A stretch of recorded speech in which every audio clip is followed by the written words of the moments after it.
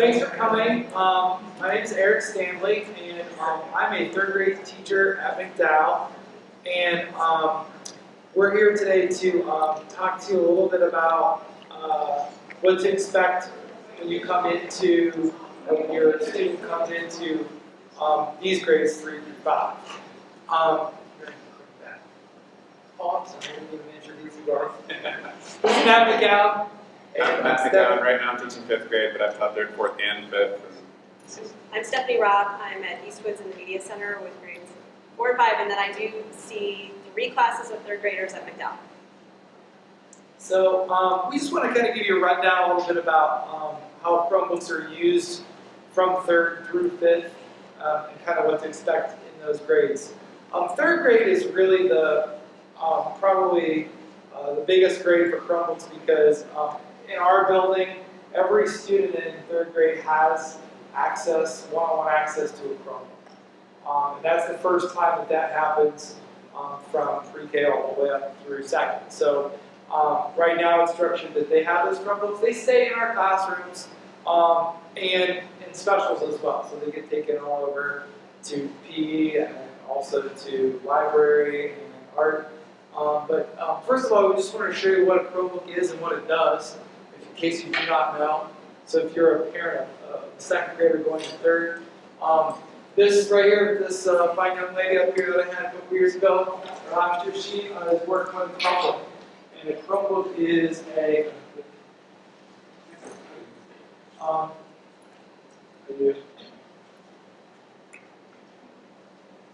not Matt McGowan. No, Eric, you're not loud enough. All right. Okay. Let's see. Okay, so this is a Chromebook, and Matt is holding up one. Most of them look like that, at least in our grades. And it is a web device. There is no hard drive on a Chromebook. You really cannot mess up a Chromebook, or it cannot get a virus. It simply is just a device for a platform for the Chromebook to run web-based, or at least a browser, which is called Chrome. Click it. There we go. So where the students do all their work, they do all their work through what's called, we're going to talk about G Suite here in a minute, but they do something on a cloud drive. So anything that they create, if they create a slideshow, or if they create just a page, like some of those students in that video were talking about writing stories, all that information goes into the air, which is a digital cloud drive. And they are, and every student in Hudson gets an account where all of that can go. And they can access that anywhere where they can log into their Google Drive, which is basically an internet connection. So how do they do it? How do they log in and access their account? It's pretty simple. They need to know that they have a 5-digit user ID, and every student in Hudson has a 5-digit ID. And they also need to know their birth date to log in. So it's also rather simple too. And an example of that would be 12345 at hudson.k12.oh.us. That is a long account to remember, but most of the things that we have when we set up for the kids, we kind of eliminate the at and rest of it so that the students can have a little bit easier access, especially when they log in their Chromebook. But if they did log in at home, especially 3, 4, 5, since they don't have their Chromebook that they're taking with them, they do have to type the at hudson.k12.oh.us. That's the biggest conversation that I end up having with parents as far as they can't log in at home. It's because the kids generally at their device in school don't have to type the entire address out, but when they go home, they don't realize that if they're logging into Chrome browser, they do. So just so that you're aware, they would need to type that whole address, and then their password is still the same, it's just their birth date, and it's 2-digit, 2-digit, 2-digit. So it would be, mine would be 072180, so July 21st, 1980. So that would be, how that would translate. So just make sure that if they're at home, they're typing the whole thing out. And along with that, as long as you know their student number, which is the same number that they've got, on report cards and things like that, you can log in as your student anytime and see what they're doing. So you can look at their drive, you can look at their classroom, you can see their, work, their files, their calendar, all that stuff. If you want to log in as them, you can see that, no problem whatsoever. Which we'll talk about digital citizenship. That's one way to do that. This is called the G Suite. I'll talk a little bit about what we use in third grade, and I'll kind of pass it off to you. In third grade, we try to teach the kids just the basics, and we try to get them to use in daily activities and things to use these things in G Suite. So, for instance, we show them this is their drive, which is kind of like their area of like their desk, and I tell my kids this is your desk. And these are your folders, and we make folders in our drive so that the students can create slideshows and documents to put in their drive. We also use something called Google Classroom, and it's that second little icon up there with it looks like the little person inside of the chalkboard. And in third grade, we use it. We use it throughout the day, just as like one subject here and there, where we have the students do quick takeaways, where the students can access one sheet of paper digitally. And they can type out something or create something and then turn it back into me digitally through the Chromebook. Third graders do not use Gmail and the G Suite often or rarely. Calendar, same thing. We do not use the calendar that much in third grade. Other than teachers, we use it on our website so that you can link into what we're doing in the classroom and announcements and things like that. We have Docs and Sheets are the two that we use in third grade probably the most. Students, especially in our inquiry units, our students are paired up into groups of 4, 5, or 6, and they create presentations based on an essential question. For instance, just recently we've completed a project called What Makes Hudson So Great? And each group member had to come up with reasons why Hudson is a great place to live. And we talked about Hudson's economics and government and so forth. And they each created, they actually shared a document with each other where they could take notes, organize the notes, and then turn that into a presentation. And each have a hand in that through their Chromebook, which is kind of neat. And we also do use forums as well to take quick formative assessments. So if we need a quick checkup or an exit ticket to find out what our kids know and don't. Forums is basically just like a survey. You probably heard of something called SurveyMonkey. That is basically our SurveyMonkey through the G Suite. And that's kind of how we use it in third grade. We really just want the students to know how to get on it and use it and just understand that it's there. Some classes get a little bit more technical than others, and really once you show kids, especially the digital natives of these kids, they'll pick up on it pretty quickly. So this is how they use it for. So how we use it is fairly similar. The one thing I will say, we basically have to keep it to schoolwork as much as possible, and the amount of things that they're able to do with these programs, if you're having trouble conceptualizing this is basically their pencil, their notebook, their textbook, all of it, all rolled up in one device or one place. So most of what they're doing in school is here for some of the classrooms. Some classrooms are in very varied stages of that. But again, we use a lot of docs and slides for different presentations, different collaboration. That's one of the really powerful things that we can do with this, is allow kids to all work on the same document, whether it's in school, at home, wherever they might be able to work on it, is they can all work on it all at once, no matter where they are, which is really nice. Some kids work really well right after they get home from school, some kids work a little later at night, some kids work early in the morning before school, but they can all work on that project together, even outside of school or in school, at their own pace, at their own time, and that's a really nice thing for us at 4th and 5th too. And as we're talking about all of these tools, again, just think of it as their notebook, their calendar, their desk, as Eric was saying, all those things wrapped into one. And if you really want to use these tools, many of you are more familiar with the Microsoft tools because that's what you use at work. Docs is Word, Slides is PowerPoint, Sheets is Excel. Okay, so if you're thinking of them that way, Forms doesn't really have an analog, but most of you have probably used a Google form without even knowing it. It's got the checkboxes, fill in the blanks, multiple choice, all that stuff. Think of that as where you would just have kids type in information that you need one-off, answer a question, whatever.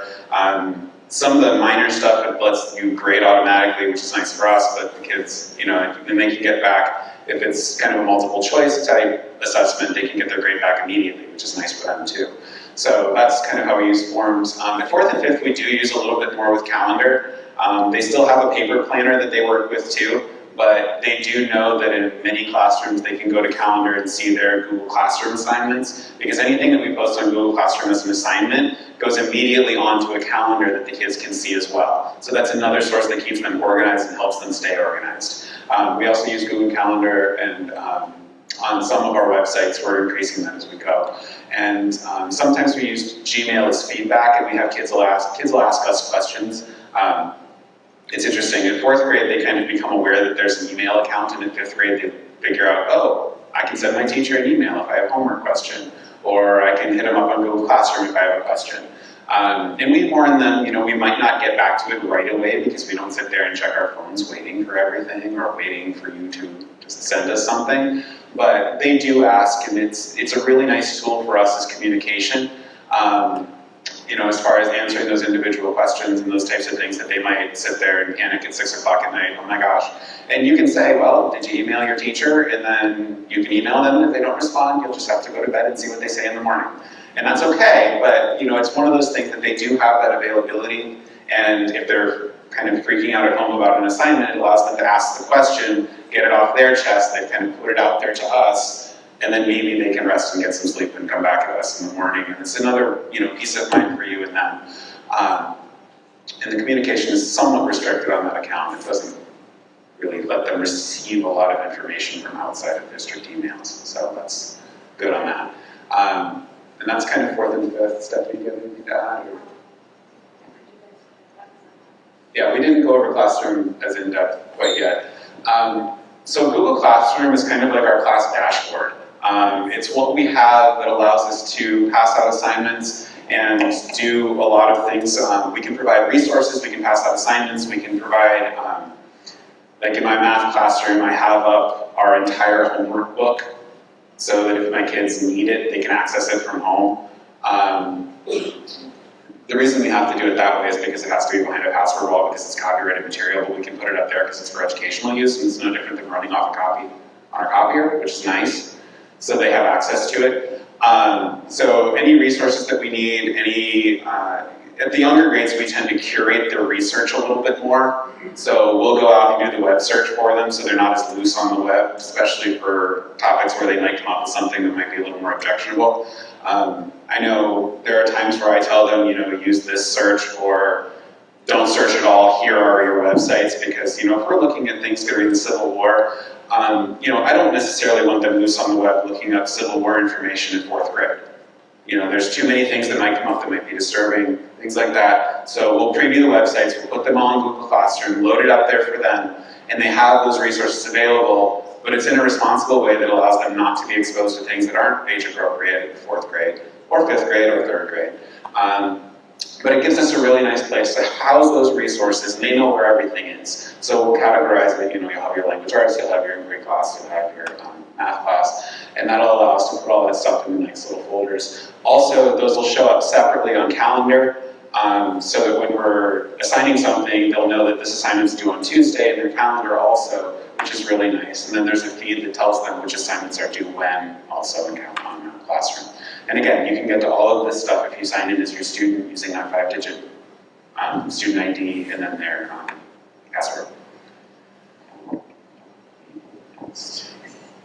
All right, so one of the big things that we do in the media department is try to impress upon the students the importance of being media literate and information literate. And so the way that I'm using technology with 4th and 5th grade and 3rd grade in the media center is to promote our library web pages, where there are lots of curated resources, as Matt said, so that you know they're going to safe and age-appropriate places to find information. So we have our library catalog, which connects to everything we have available in each library on the shelves, as well as some electronic resources.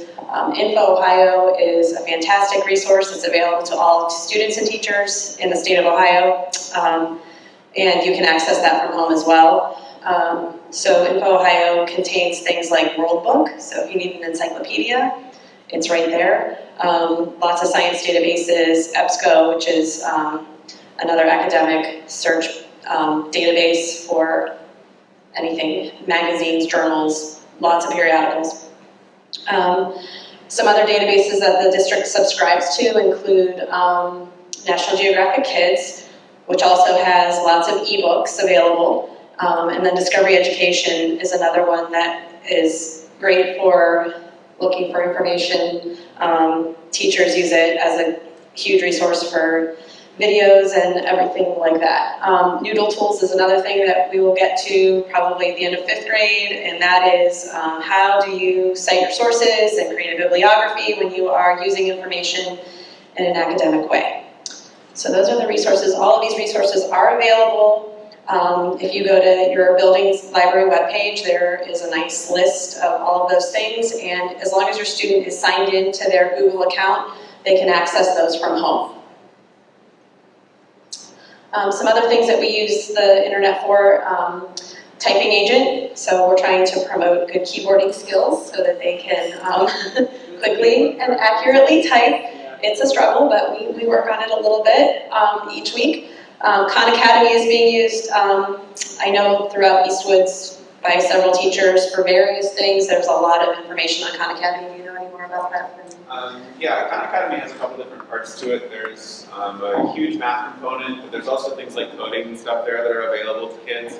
And it's a curated environment. It's fairly safe. There's not, it's a nonprofit organization that has basically said that it's very important that kids get involved with math education, math science things. They produce tons and tons and tons of videos on strategies or informational videos. And they're all about 4 or 5 minutes long. So, if you're having trouble with your students' math homework, Khan Academy's videos might help you also. Because I know some of our parents have found really good resources there for things that they were kind of wondering what that strategy is or how does it work. So that's another good resource there. BlacksCAD is an app that, it's an app? Yeah, It's a website that's basically 3D drawing, so students can create 3D images. One 4th grade class, for example, at Eastwoods has been using a program called GeoGebra to use some geometry skills and draw out animal pens, I believe, and then they were able to make a sign for their pen and then 3D print it. So it's been pretty cool to watch that happen. Code.org is a coding website. These are all kind of really simple drag and drop blocks of code. The kids love it. If you ask them when you go home to show you code.org, they will show you and they will probably not want to go to bed. So they love it. It just gives them some really simple exposure, beginning exposure to coding. I didn't put epic books for kids on. That's you? You can talk about that. Epic book for kids is something we've been exploring in McDowell. It's basically an online ebook, and we send it to kids so they can read some pretty popular titles in school. And right now we're using it for a March Madness fairy tales bracket. So we've pinned up all 16 different fairy tales against each other, and then the kids use the Google Forms to go and vote for what their favorite fairy tale is daily for the next couple of weeks. So it's a nice online ebook database. And then SumDog is also something that we use at McDowell quite often. And it's basically just gaming. It's online gaming for math, reading, and writing. And it basically assesses students through just gaming. It's a nice book to read. So those are just a few examples of it. Do you have questions? I do not have a pen. You guys have, I know we probably do with paper copies anymore, but. Yeah, these will be posted with the videos Okay. so that you can access them. So the other big thing that we push in the media department is digital citizenship, being safe, responsible, and respectful online of others' devices, teachers, school rules and policies, and what is your digital footprint. So we've talked a lot about that, both at McDowell and at Eastwoods, and I'm just going to show you this quick little video because it really sums it up very nicely.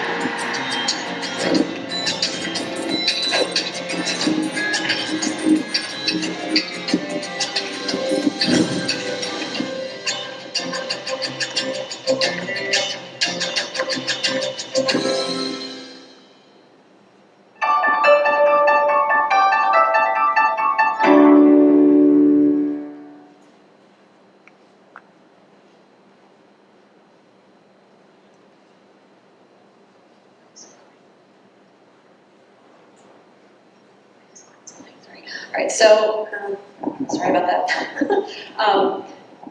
I've been using Google Classroom pretty extensively too in my media classes, and the digital citizenship piece of that comes into play when students are using Google Classroom because it is interactive and collaborative, and so we just stress those safe, responsible, respectful components when using those online tools.